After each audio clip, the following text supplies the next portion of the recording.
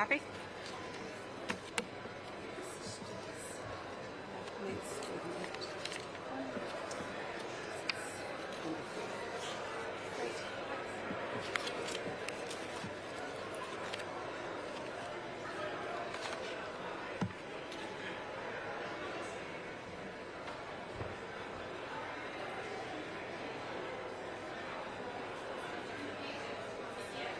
Sorry, I should have given you a call. No, it's okay. Perfect. It'll actually be Jill that's doing it, but she's at the toilet just now. She can steal that off if she wants and just put it back. No, it's...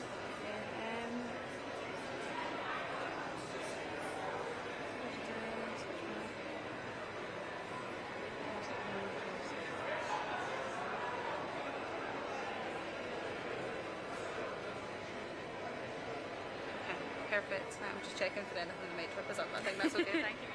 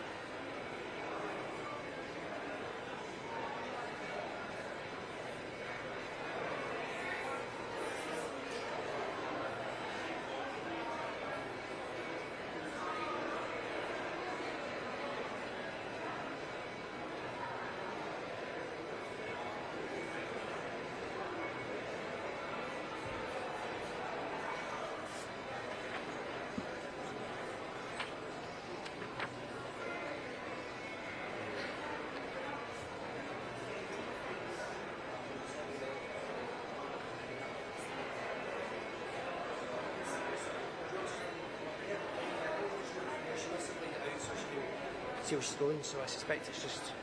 Just so I have a quick look. Alright, okay. Pages. Happy New Year, thank you.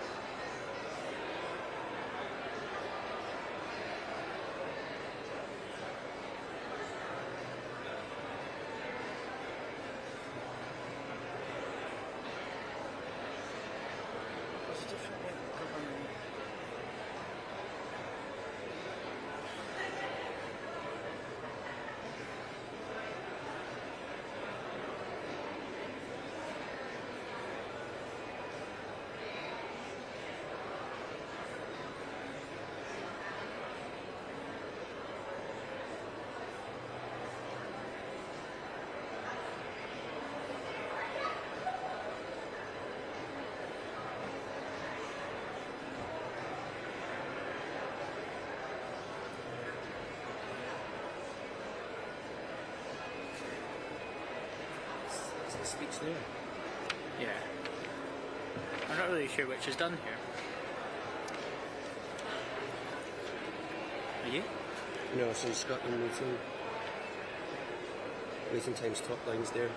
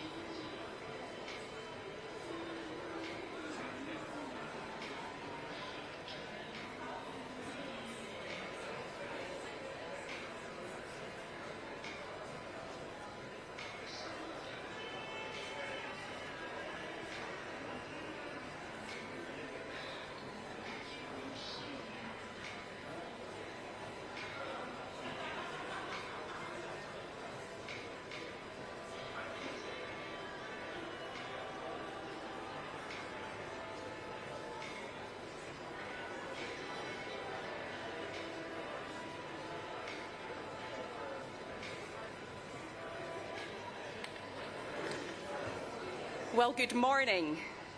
And I was going to say a warm welcome, but I think it's a bit chilly out there. So thanks to all of you for braving the inclement weather to make it here this morning. The First Minister and I were saying that probably between us, we had the furthest to travel. So if we could make it, then anyone could. So good to see you.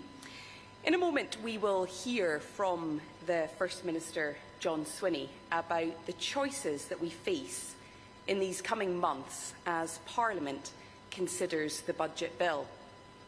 Afterwards, there will be an opportunity for questions and then some refreshments and the chance to speak to the First Minister, to myself and to Cabinet colleagues who have all joined us this morning.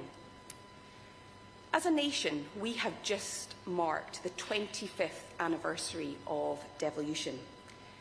But the age that we are now entering is one of multiple complex challenges as we look to recover, to rebuild after an almost unprecedented combination of blows. The financial crisis, Brexit, COVID, the unfolding climate change challenge, austerity, the invasion of Ukraine and the resulting energy and inflation shocks. It's also an age of anxiety, and often the loudest voices in response to those issues are on the extremes. Populists peddling simplistic, empty and even dangerous solutions. But if there is a lesson from our own most recent history, it's that progress for Scotland comes not from the extremes, but by a concerted mobilisation of the middle.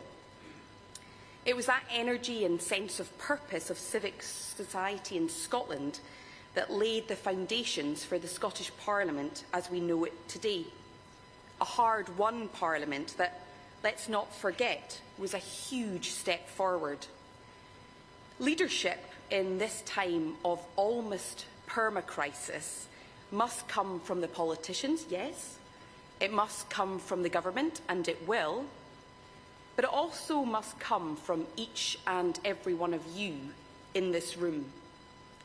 The Scottish Parliament, at its best, offers a different way of governing. Consensus, not as the lowest common denominator, but reflecting the reality that we always travel furthest when we travel together. And I know that from working with him, that John Swinney is a unifier. He is a man who cares deeply about the future of this country that we call home. He's a man with the leadership skills for this moment in time. And it is with great pleasure that I now invite him to address us at the beginning of 2025. Thank you.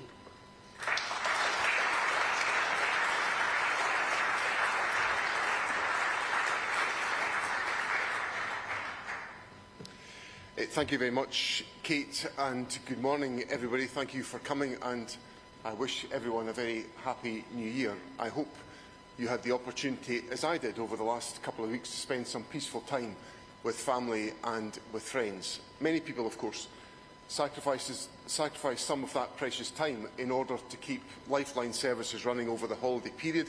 So the very first thing I want to do today is to place on record my sincere thanks to frontline workers and to their families for the sacrifices that they made over the holiday period. The beginning of January is always an opportunity for reflection. We remember the highs and the lows of the year just ended. Hopefully, we're able to appreciate the many things in our own lives for which we can be grateful, but perhaps pass us by in the bustle of the 21st century. But we also look forward to the year ahead and to consider how we can learn and how we can grow. And what is true for us as individuals is also true for us as a nation. And as First Minister, I'm fully focused on ensuring that we grasp the opportunities and confront head-on the barriers facing Scotland. This morning, I want to share with you some of my hopes and ambitions for Scotland in the next 12 months. What is already clear is that, sadly, 2025 will see many of the challenges facing the world that it did in 2024, be that war in Europe and in the Middle East, the accelerating threat of climate change, the rise of populism, and global institutions challenged in a way that none of us would have anticipated even a decade ago. I've described this combination of challenges and their impact on people's day-to-day lives as a long, dark economic winter. But of course, no winter lasts forever. In this land that's used to many a long, cold winter night, it should not surprise us that many of our New Year traditions involve fire.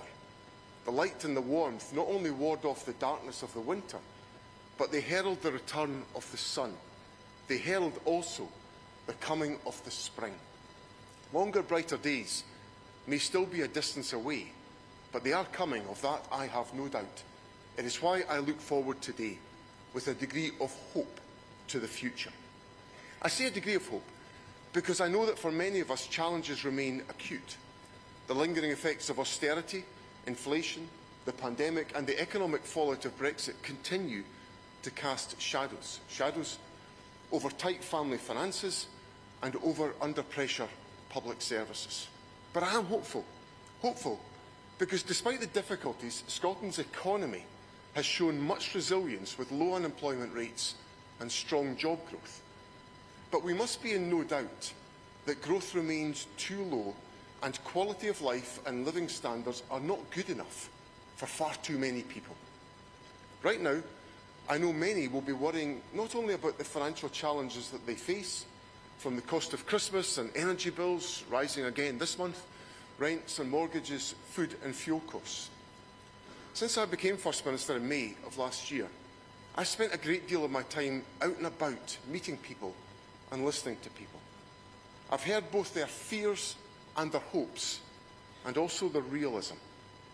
People know that when we've collectively experienced an unprecedented series of shocks as individuals, as communities and as a nation, in response, some will pretend there are easy answers. They will offer soundbite solutions. But if we're going to recover and renew as a nation, then we have to come together as a nation. We have to be willing to put in the hard yards. And as Scotland's First Minister, I offer the leadership to do just that, to bring people together and to put in the hard graft to deliver real solutions for Scotland. I'm not going to sugarcoat our reality, but there is one thing that I believe with absolute confidence. There is nothing wrong in Scotland that can't be fixed by what is right in Scotland. Yes, we've had a tough few years, but we've got what it takes to build our nation and transform our prospects step by step if we are willing to put our collective shoulder to the wheel. Over the past few months, we've been listening and we've been hearing. We understand the reality of what people are facing. That's why my government's programme is so firmly focused on the issues that matter to people in Scotland today. Boosting economic growth to create new job opportunities and to enable us to invest in our future. Eradicating child poverty and making sure the next generation have the very best opportunities. Ensuring Scotland capitalises on the new greener technologies, leaving nobody behind as our economy changes. Improving public services, especially our National Health Service, to meet the changing needs of a modern nation. We know what needs to be done to make progress for Scotland. And we took a massive step forward in delivering that progress with the budget published last month. It was a foundation, a platform on which to build a Scotland fit not just for the coming year, but for the coming decades. It's a budget that marks a turning point. With this budget, I want the people of Scotland to hear loud and clear my twin commitment to delivery and to hope. Delivery in the present, hope for the future. That includes delivery on sharing the wealth of our nation more fairly. Some argue that investment in social security is the wrong choice for us to make. But we know that inequality is bad for our health, bad for our communities and bad for our economy. Our decision to invest in Scotland's social security safety net with £1.3 billion extra directed towards the very poorest in our society, reflects the values that I think are fundamental to who we are as a nation. We do not walk by on the other side of the street. Instead, as much as we can, we extend a helping hand. All the more, for there are still too many children in our land living in poverty. We're one of the richest, most blessed nations on the planet, and it's a scandal that 1 in 4 children still live in poverty. Children who are part of our collective future, essential to our future success. Children whose potential should be nourished, not stifled. Eradicating child poverty is my top priority because I do not wish to condemn any young Scot to a life of disadvantage simply because of where they were born. And while it's morally the right thing to do, it's also in Scotland's economic interests. For we will never reach our full potential as a country unless every one of our citizens grows up to reach their own individual potential. Think of the vast sums of money rightly spent tackling the symptoms of poverty such as crime and ill health. Think of the economic growth and innovation we forfeited for decades because poverty leads to lower achievement at school. Tackling poverty is an investment in our economic prosperity. That's why we made the choices we did in this budget, on the cruel 2-child cap, on more affordable homes, on breakfast clubs, on additional support needs, and on investment in regeneration and economic growth. And have no doubt, the direct investment that we have chosen to make to tackle poverty contributes, in its own right, to a stronger economy, providing a boost to Scotland's GDP in the short term of as much as £330 million. It is investment in our people and investment also in the wealth of our land. And delivery also on revitalised public services fit for the challenges of this new age, none more so than the National Health Service.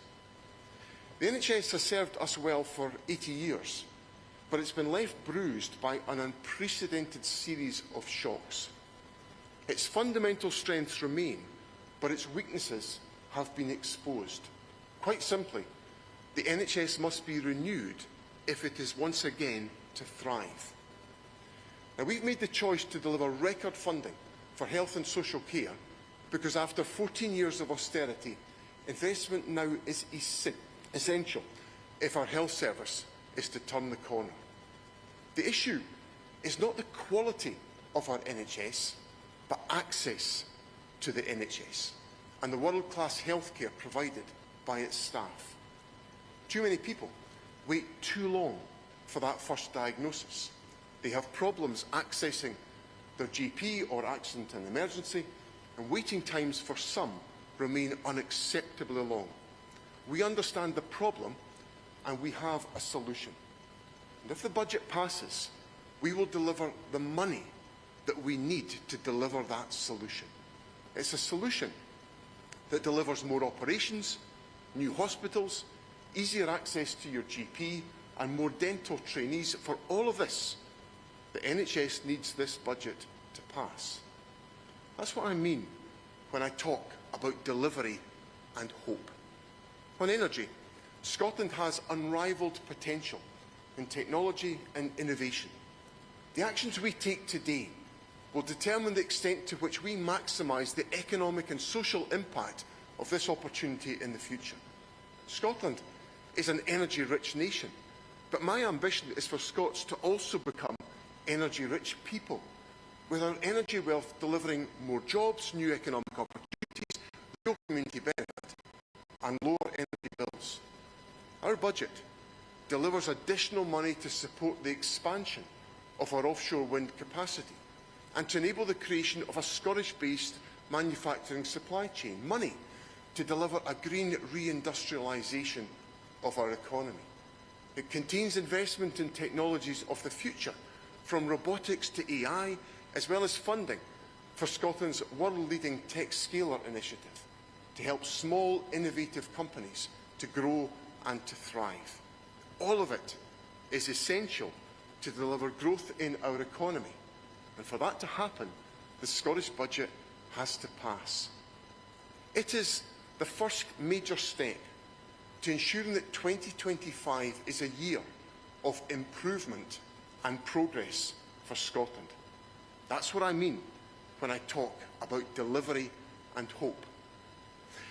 There is, of course, an alternative prospect for 2025, and that is one in which MSPs do not pass the budget. And given that the government does not command a parliamentary majority, it's a scenario that we all have to contemplate. It's important for me to set out the consequences of that outcome. The architects of devolution made sure the reality of any failure by Parliament to pass a budget was pretty straightforward. Their intention was to avoid a US-style government shutdown. The impact, however, of a budget failing to pass is severe, and I need everyone to be aware of the damage that will be done if that were to happen. If the budget fails to pass, the prospect of progress in tackling the issues this country urgently needs to address will be lost. For example, without a tax resolution passed by the Scottish Parliament or a UK Government Treasury order in the House of Commons, at least £1.7 billion of tax revenues could disappear, money that's already built into the budgets of our hospitals, GPs, police service, transport system and schools. And even if Parliament resolves the tax issue, without a Budget Act, emergency arrangements come into effect. These are strict and have severe consequences. First of all, it means money can only be legally spent for purposes already agreed in the previous year's budget. That means we cannot spend a single penny on a purpose that does not appear in the 2024-25 budget. Even more restricting is the fact that spending is limited to individual calendar months. Each portfolio cannot spend more than the larger of 1/12 of any amount authorised in the previous year's budget, or the amount actually spent for that purpose same calendar month of the previous year. What does that mean? Well, as an example, it might mean that we cannot spend any more money on health and social care in April 2025 than we did in April 2024. Think about what that might mean for pay. If the pay rate is higher next year, and it's contractually meant to be, but the budget is frozen every month, how can pay increases be met? Think about what it might mean for paying the bills. If the electricity or gas bill in a public building rises next year, and we know it's going to, how can the lights be kept on when the budget is frozen every month? If party politicking results in the budget failing to pass, there will be real damage done. Ministers across government would, of course, have to assess options and consider mitigations, and ministers will always seek to avoid the worst impact. But let's look at what might become a reality. It would put at risk £2 billion of additional investment in the NHS, causing a catastrophic reduction in service delivery. Operations would likely have to be cancelled. Nurses and doctors' pay rises would be under threat. Medicines might have to be rationed. It could mean no universal winter heating payments for pensioners. The record increase in arts and culture funding halted. Fewer teachers and no new money for additional support needs. Increased funding for affordable housing lost. Real damage to the very fabric of our public services. Real damage inflicted on some of the most vulnerable in our land. Now, for the good of Scotland, I want to make sure that none of this comes to pass, which is why my government and I have done and are doing the work to avoid this disastrous scenario. And I remain confident that we can secure the passage of the budget. Why? Because we've brought forward a budget that is set in the mainstream of Scottish public opinion. Measures to protect business from a challenging trading environment. A real terms increase in local government funding to better support local services. Investment to reform and improve the National Health Service. A significant boost to housing investment and capital projects that will stimulate growth.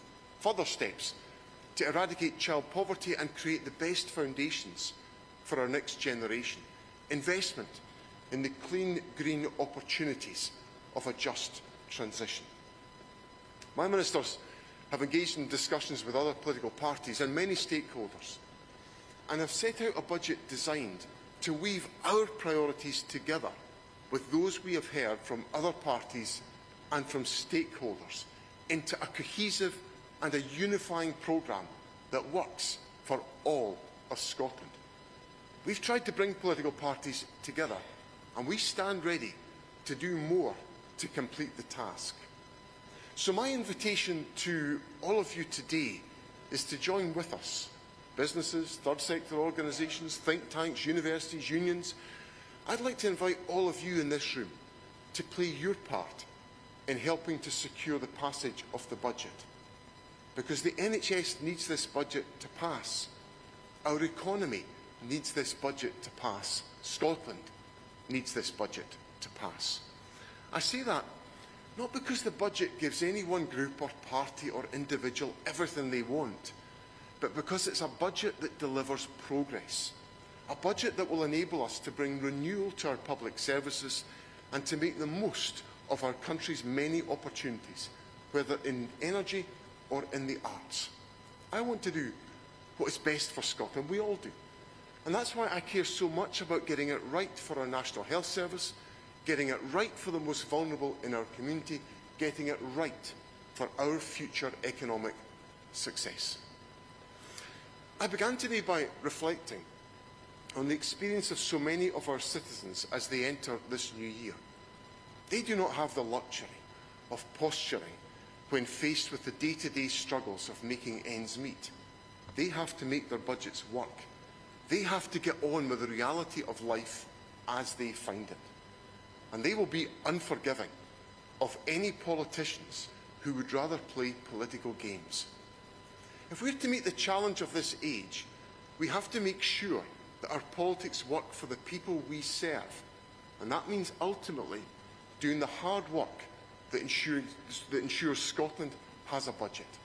If the budget falls, the impact will not be felt primarily directly by the MSPs who choose to vote no. It will be felt by the people in this room and the people you serve.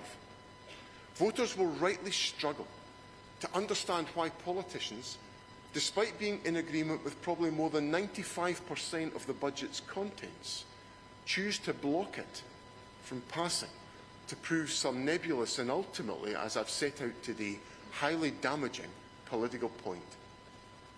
We don't have to look far beyond Scotland's shores to see what happens when politicians and political parties pursue stalemates instead of progress.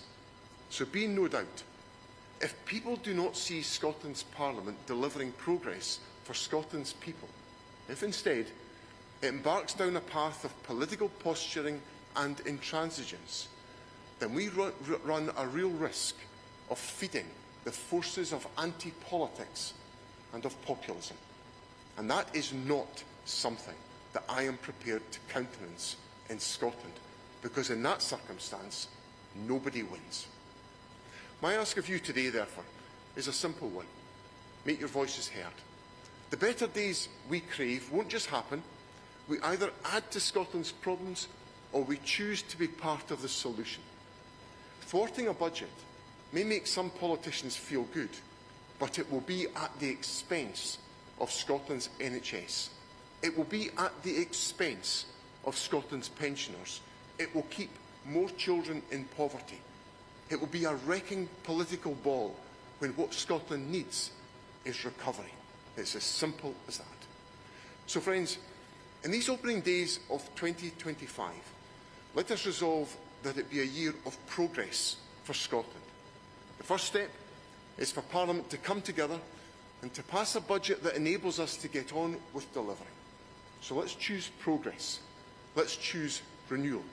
At the start of 2025, let's choose hope. Thank you very much.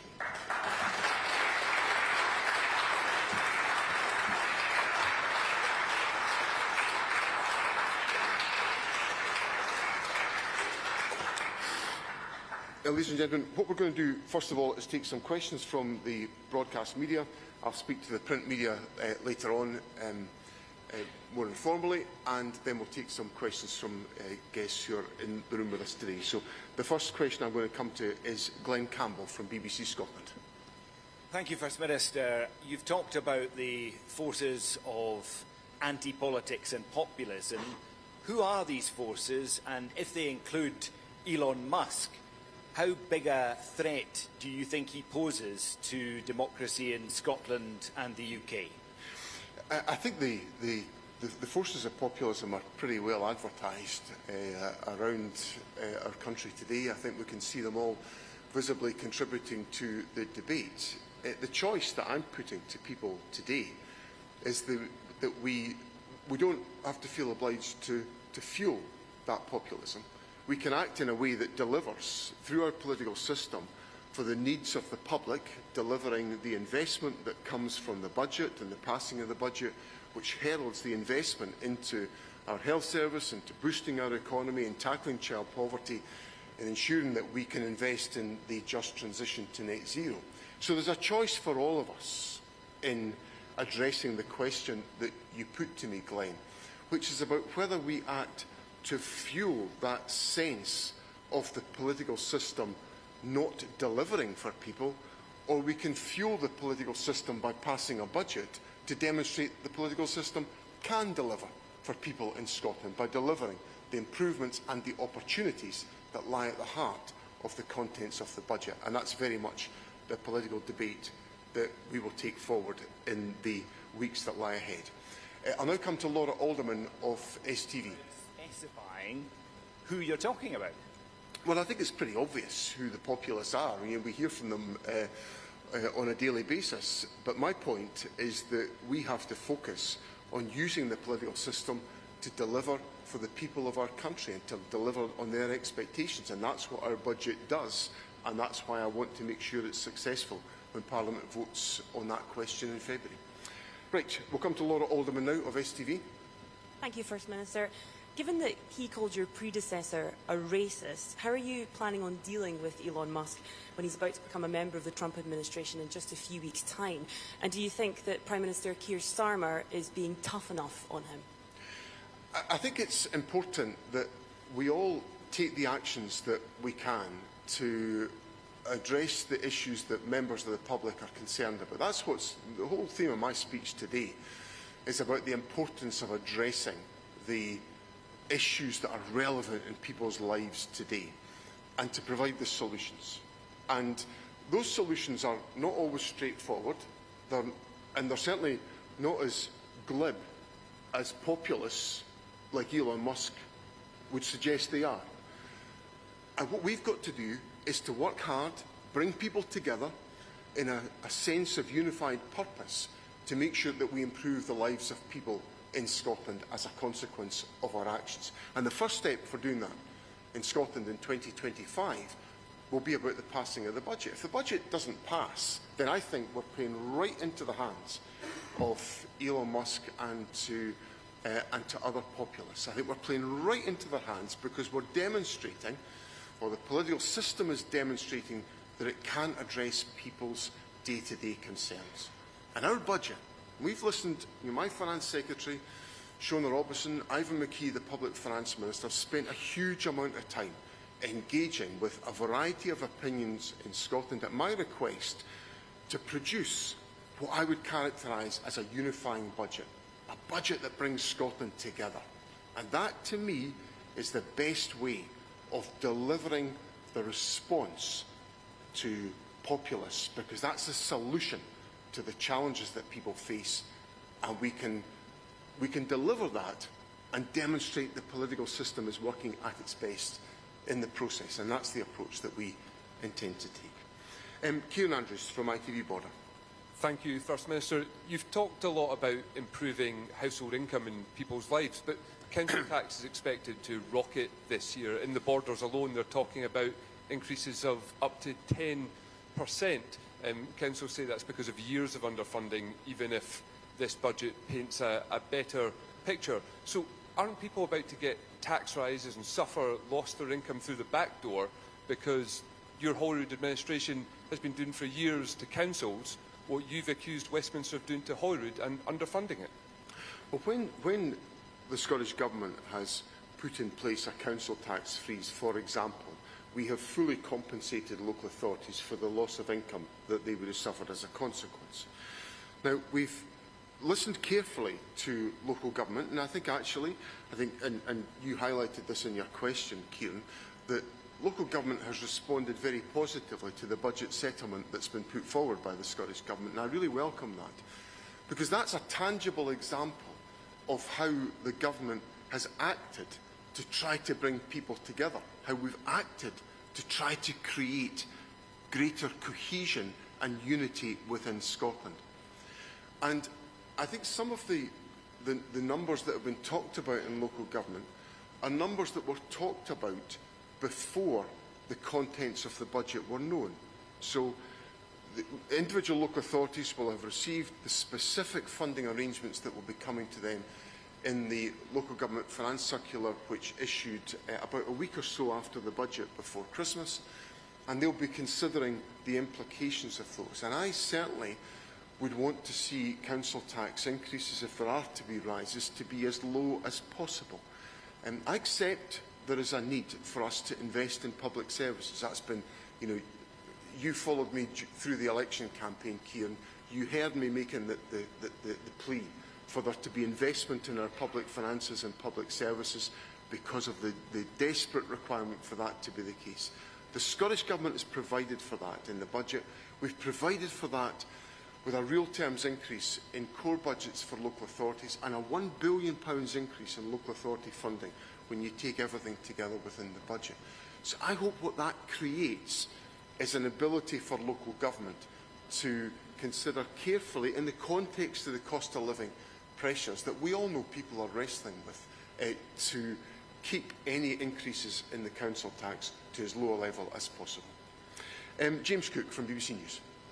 Happy New Year to you, First Minister. I want to come back to Elon Musk, and perhaps I can explain why we're asking about him, because, this isn't just some random business person. This is the richest person in the world, a close advisor to the US President, as you know, someone who's going to have an actual role in the next US government, and one of the world's most powerful publishers.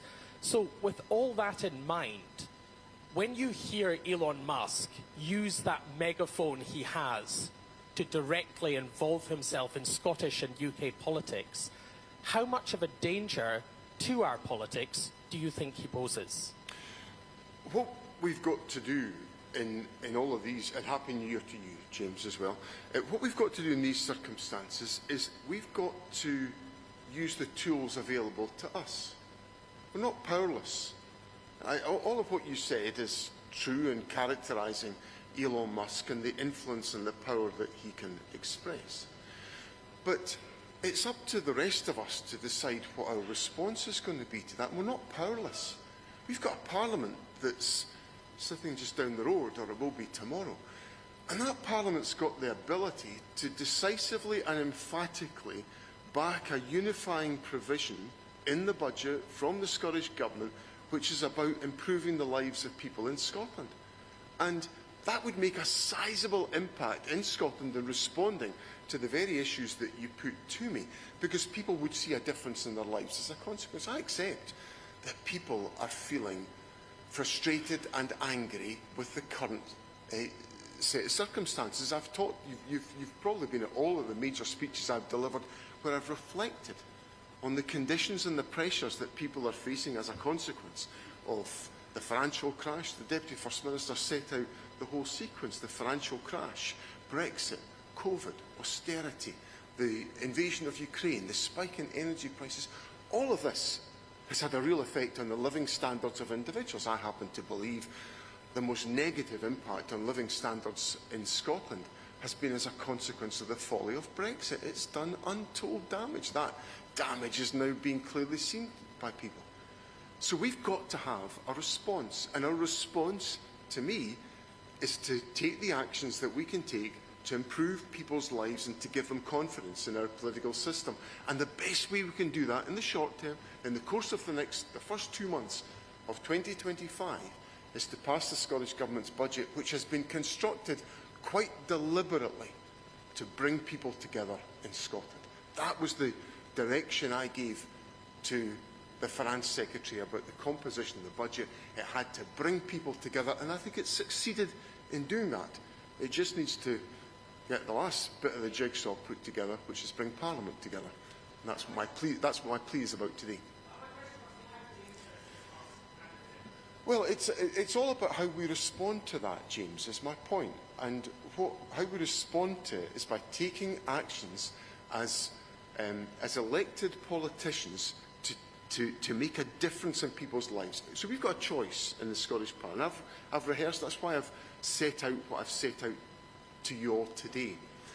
If we pass a budget, which is a unifying budget, which is addressing the real needs and concerns of people within Scotland, I think we will help to give people greater confidence in our political system, which is an antidote to the forces of populism that you've talked about. If we don't do that, then I'm warning that we risk fueling that sentiment, and that will be very dangerous for our democratic traditions in Scotland.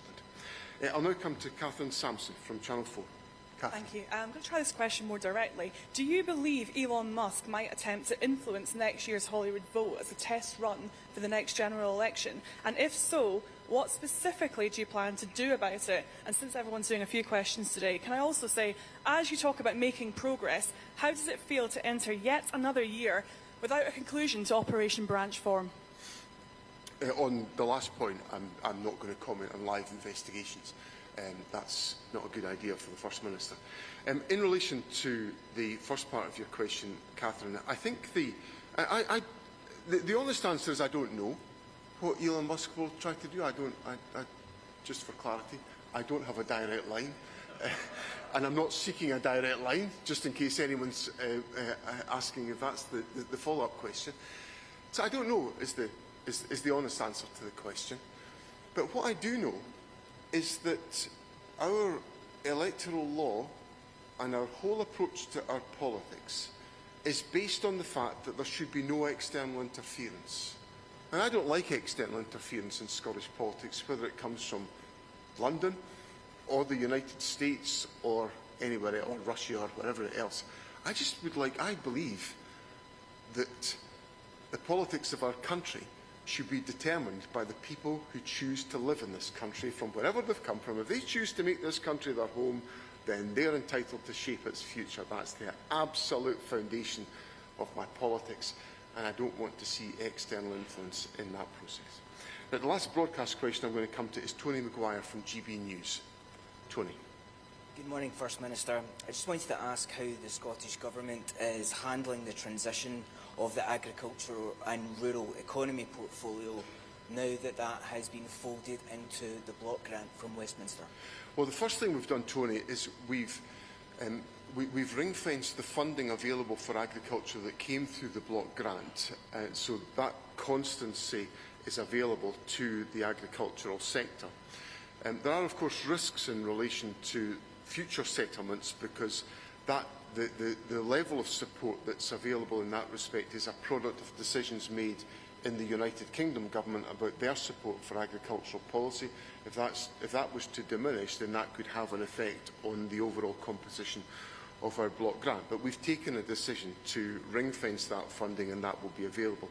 The second thing that we've done is that we have committed in the budget, and this is another reason why the budget should be supported.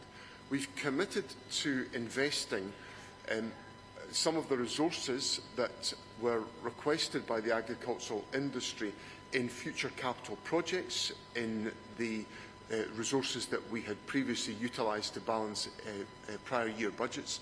So the agricultural sector will have access to increased resources for investment purposes in the next financial year should the budget pass. So that's another reason why it's vital that we get the parliamentary agreement to the budget so that we can address the issues of long-term stability for the agricultural sector. Now, of course, one of my aspirations is to be able to give a longer line of sight about agricultural funding in the years to come. Agriculture previously had that under the Common Agricultural Policy, the much maligned Common Agricultural Policy. there was 7 years line of sight about financial support for farming.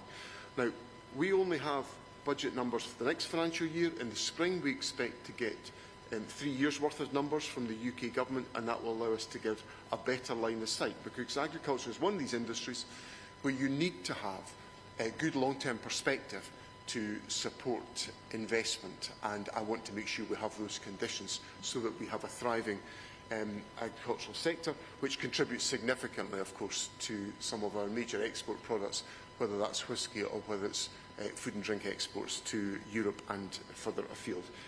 But we will do as much as we can to provide that stability. Okay, that brings to an end the broadcast media questions. I'm very happy to take some questions from the floor. If there, yes, I'll take the lady at the front here, first of all, and there's a microphone just there.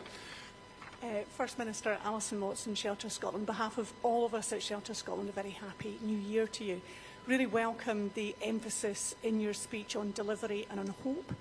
In particular, Shelter Scotland, as you know, really warmly welcomes that reversal of last year's savage cut to the housing budget. You're hoping that this budget marks a turning point, and we indeed hope that that reversal of the housing cut is a step change in the way that the government is tackling Scotland's housing emergency.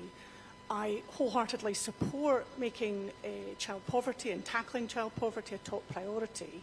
And with that in mind, would you agree that the housing budget really needs to target the record-breaking 10,110 children who are currently stuck in temporary accommodation without a permanent home? And to do that, that reversal in the housing budget, we think, needs to prioritise social housing, because all the data suggests that that's where those children need to move on to, and I'd really welcome your comments on that. Well, first of all, Happy New Year, Alison, and thank you for your comments, because I do welcome the comments you've made about the strength of the budget. But the budget is a headline number, £768 million on housing. The question you pose gets into, well, what's going to be done within that £768 million? And I think it's a really strong, it's a very important question. And I am very sympathetic to the focus being on addressing the temporary accommodation issue. So if I give you one example, one of the pivots in housing policy that's been made since I came into office as First Minister is the government has become much more actively engaged in tackling the issue of void accommodation. Previously, that was an issue that we tended to leave very much to local authority decision-making. But what we are trying to do is to put more of our energy into working with local authorities and other organisations to tackle the issue of voids, so that we can utilise some of those resources to make accommodation available to tackle exactly the temporary accommodation challenge that you have set out. So I think we've got to have a very open discussion. Shirley-Ann Somerville, the Cabinet Secretary, Paul McLennan, the Housing Minister, are both here today, and I'm sure it's something that can be pursued afterwards. But I'm very keen to make sure that we maximise the effectiveness of that £768 million budget to tackle exactly the issue that you are talking about. So there will be some actions we can take about voids, there are other actions we could take about acquisitions, there's other actions that we can take about new build. But to be quite blunt about it, a new build takes longer than solving a void in most cases. So therefore, if we want to address the temporary accommodation issue, then perhaps we need to rebalance the way in which we're undertaking that investment to reach that objective. So there'll be willing ears within government to try to do that. But again, I come back to my core point. If this settlement is welcome, we've got to make sure it passes Parliament so we can get on with the decisions. I've got ministers who are now actively looking at how does that £768 million get deployed. I want them to be able to just take that to its natural conclusion with no interruption, such as a budget not managing to pass in late February. So I think your comment is a very helpful reminder of why this all matters. Thank you. I'll take the gentleman here in the just there. Thank you, First Minister, and good morning. I'm Finlay Almond from Magic Breakfast. We welcome the commitment in the budget to extending school breakfast provision through Bright Start breakfasts that the Finance Secretary announced that we'll support children and young people at risk of being too hungry to learn.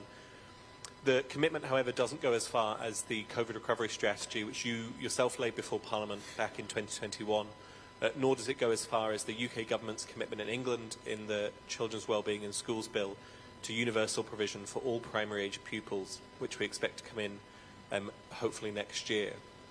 Do you see Bright Start breakfasts as a first step for your government to meeting its manifesto commitments and previous government commitments, or do you see it as an end in itself? I think, but before I come on to answer your question, Finlay, could just make one other comment I should have made in relation to Alison's point. Alison's point about housing is absolutely integral to the child poverty agenda.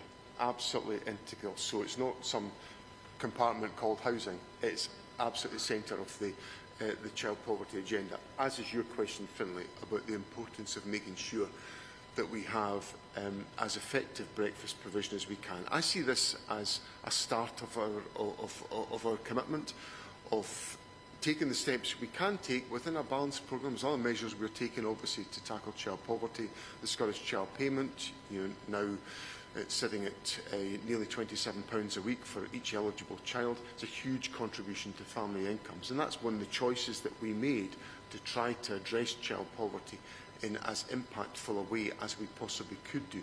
So there will be, there is more that can be done in this area, and I would characterise the investment that we've made in the budget as the start of the measures that we can take to expand the provision that we're making, in addition, of course, to the fact that we're working with local authority colleagues on free school meals for eligible pupils and receipt of the Scottish Child Payment for P6 and 7, in addition to the universal provision that exists already for P1 to 5 pupils. Okay, I'll take the gentleman there, just behind the screen. Bruce Cartwright, Institute Chartered Accountants of Scotland. First Minister, coming back to public sector and NHS, I was actually quite heartened by your statement about the NHS saying we have the solution, which is a very bold statement. But to be honest, what we kind of heard was the solution is more money. Surely it's more significant. So could you expand on what the solution there is, what reform is included, and maybe actually wider, what reform you anticipate in the wider public sector? There is a need. I don't take the view that the answer to every public sector challenge is more money. I've never taken that view. Indeed, I've got a track record of delivering much better value from public finances and public services in my 10 years as Finance Secretary, which demonstrate the ability to do so. But if you have 14 years of austerity that undermines investment in public infrastructure, you will pay a price for that, and we are currently paying a price for that. So public finances need to recognise the necessity for further investment, which is why the uplift in the budget is so crucial for the National Health Service, but it's not the only part of the solution. What we have to undertake is the type of reform to ensure that we have a health and social care system that operates cohesively right across the system. And where we're putting a great deal of our effort just now is about ensuring that people get the right care in the right place. So that's about early intervention. It's about ensuring that we do all that we can to minimise delayed discharges, that we have the maximum capacity within our community sector to support the delivery of social care. Because one of the challenges that exists within the health system is the fact that often patients cannot be discharged from hospital safely into their own home without additional support, and that takes resources and capacity to put that in place. So the combination of what the government is putting in place in relation to the health service, what we're putting in place in relation to local government financial support is all designed to expand that capacity within health and social care within the community. Second area of activity we need to concentrate on is about ensuring that we have improvements in the achievement of waiting times performance, because that contributes again to supporting our economy. If people are unable to work because they're waiting for a procedure, then the quicker we can get to those individuals, the quicker they can get back into the labour market. So therefore, the steps that we're taking to ensure that the focus on improving the throughput of the health service is significant. If we take, for example, the achievements that were made by the Golden Jubilee Hospital in the National Treatment Centre, we're expanding the scope and the scale of the National Treatment Centres to provide that greater capacity to ensure that more procedures can be undertaken, and we're seeing already in the data that the number of procedures are increasing and the number of operations that are being able to be deployed is increasing over time. So these are all part of the steps that we are taking to make sure that the health system meets the needs of the public. In relation to the wider question of public service reform, a great deal of our effort is being conducted at two levels.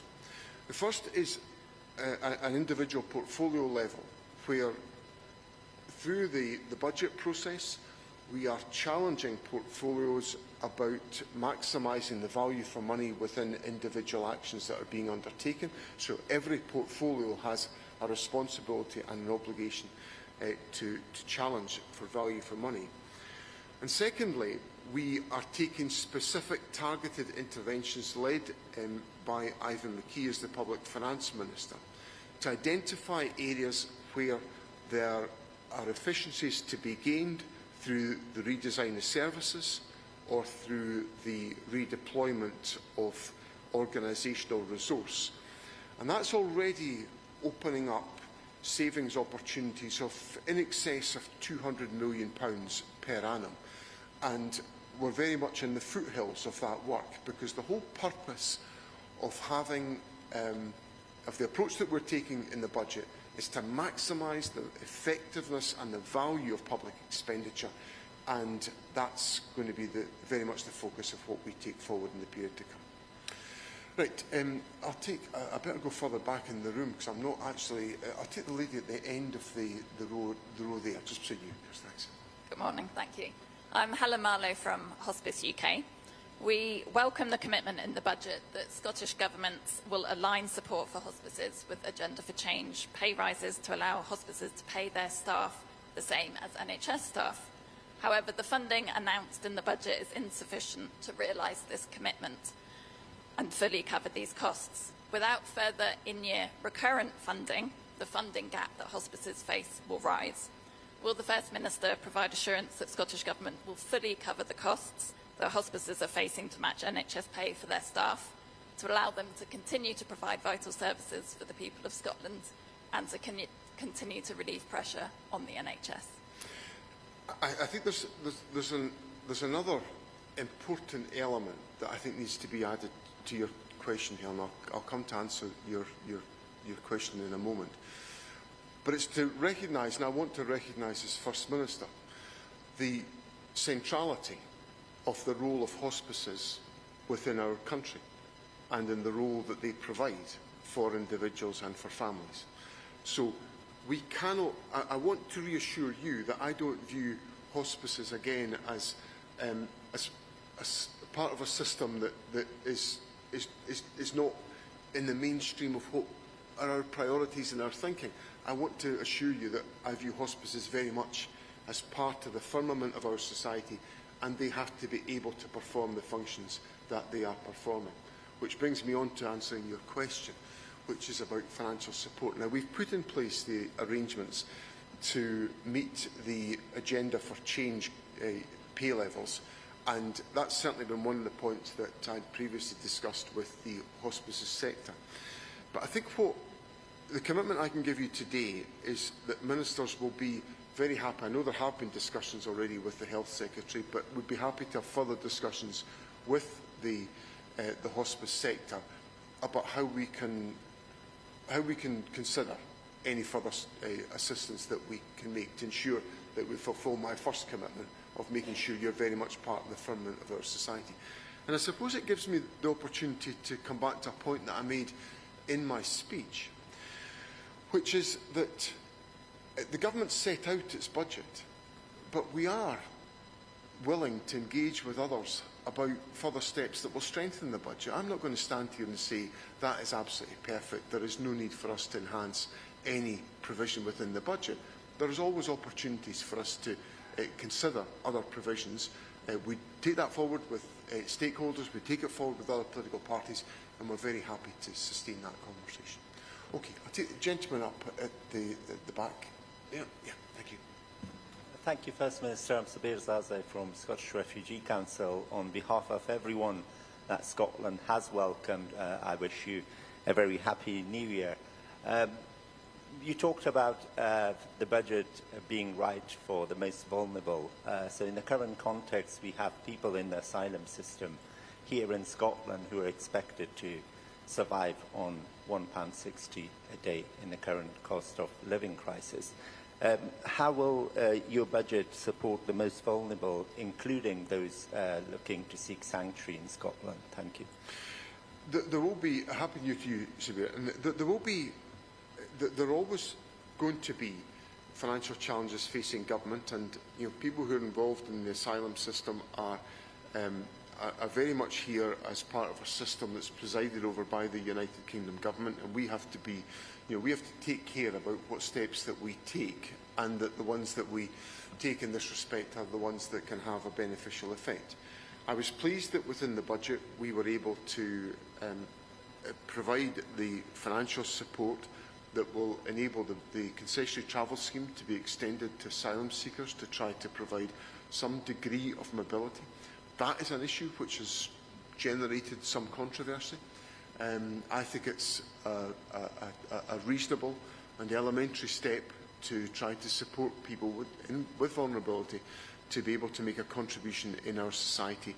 And again, it's for me a strong reason why the budget should be supported to put it into effect.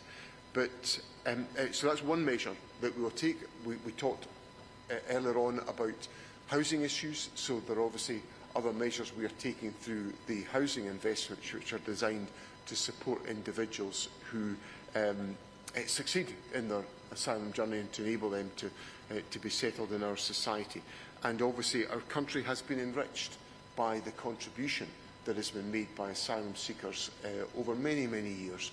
And we, in recent weeks, as you will appreciate, I've had a number of discussions with representatives of the community who feel particularly vulnerable in the context of of current political debate.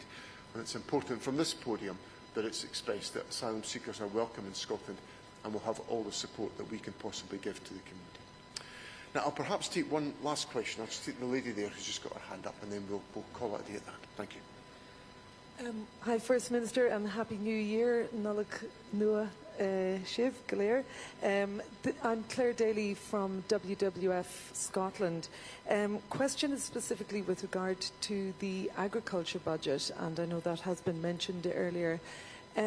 What is the Scottish Government going to do in terms of the funding and to enable farmers in Scotland to make the transition to a more nature-friendly farming and climate-friendly farming? I think there's two different aspects to that, Claire. The first, and Happy New Year to you, Claire.